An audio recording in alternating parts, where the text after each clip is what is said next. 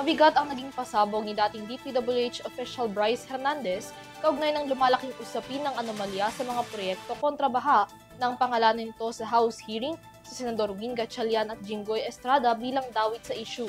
At sa unang pagkakataon pagtapos nito, nagharap at nagpang-abot si Hernandez at Estrada sa Senado na siya ring nag-iimbestiga sa kaso. Sa pagdinig, kinundina ni Estrada ang pagkakadawit sa kanyang pangalan at iginiit na hindi niya kilala si Hernandez, kaya wala raw basihan ang paratang. Narito ang report mula kay Criza Lopez.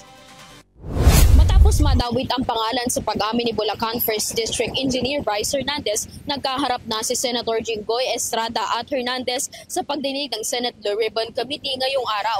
Sa opening speech ni Senator Estrada, hinamon niya si Hernandez na ulitin at patunayan ang kanyang mga naging pahayag sa Kamara.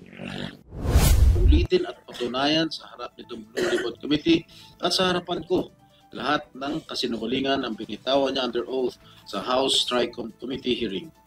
Sa investigasyon ng Kamara sa maanomalyang flood control projects, iginiit ni Bryce Hernandez na nagbaba si Senator Estrada ng 355 million pesos sa Bulacan para sa mga flood control project, kung saan 30% dito ang hinihinging kickback na kinuha ni alias Beng Ramos, tauhan umano ni Estrada, sa isang tauhan ng WJ Construction na sangkot din sa mga ghost flood control projects. Sa pagdinig ng Senate Blue Ribbon Committee, pinabulaanan ni Mina Jose ng WJ Construction na staff ni Estrada si Beng Ramos, kundi tauhan ito ng Blue Ribbon Oversight Office Management o BROOM. Paliwanag niya, noong araw na nakita siya sa CCTV, hindi siya bumisita sa Senado para maghatid ng pera o obligasyon sa isang senador.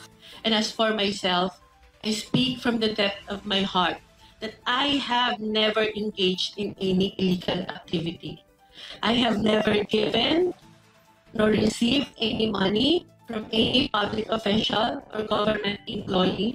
Klinaro niya na nagtungo siya sa opisina ni Senator Erwin Tulfo para sa planong refurbishment ng beranda ng senador at ang WJ Construction ang inirekomenda ng staff ni Tulfo.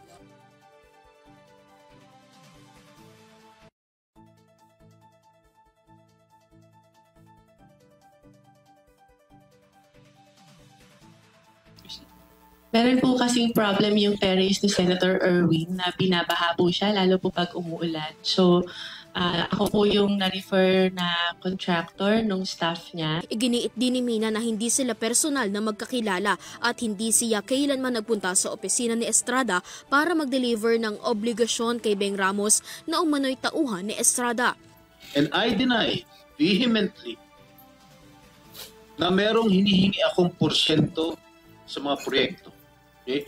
And siguro, sinabi na ni Henry Alcantara na panay hearsay lang. Dumipensa si Estrada na hindi niya empleyado si Beng Ramos. Sagot ni Hernandez, ang boss niyang si dating Bulacan District Engineer Henry Alcantara ang nagsabi na tauhan ni Estrada si Ramos. Subalit mariin din na pinasinungalingan ni Alcantara na hindi sila magkakilala ni Mina. Kasi po ang pakilala ni boss sa akin is Beng Ramos, staff niyo po, hindi naman po si Mamina. Si Beng Ramos ang staff ko? Opo, yun po ang sabi niya sa akin. Sabi nino? Ni Boss Henry ko po. Paano niya malalaman? Hindi naman kami nag-uusap niya. Paano niya malalaman staff si Beng Ramos? How will he know?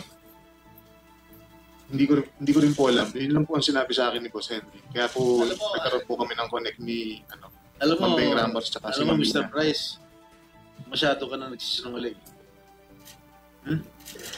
Anyway, so, ang pagkakaalam mo, sino nag-text yun ito? Si Miss Mina o si Beng?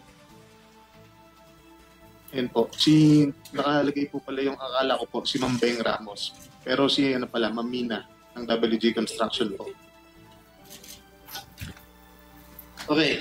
Ito, nangyari ito December 10, 2022. Just for the record. Tama po ba? Opo, Your Honor.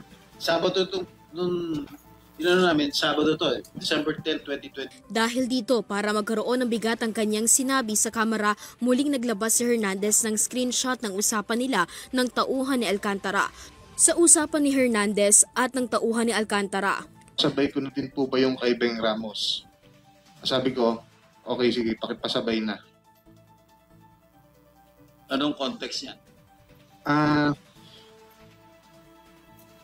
yung pera po na dinala nila Beng Ramos. Anong project yan? Your Honor, nakalimutan ko ng specifico ng project to.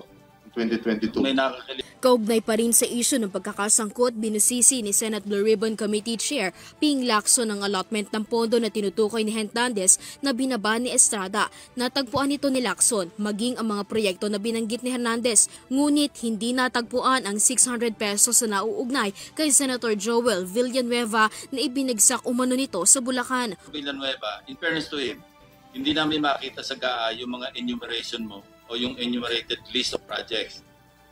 As para Senator Jinggoy, nakita namin talaga yung 7 items kasi item for item, chinek namin, nagtugma doon sa sinabi mo. Samantala, nakatakdang humarap si Hernandez sa Independent Commission for Infrastructure para siyasatin ang kaso ng mga ghost flood control projects sa Bulacan, ayon kay Senate President Tito Soto. Para sa Euro TV News, Liza Lopez, sumasaludo sa bawat Pilipino.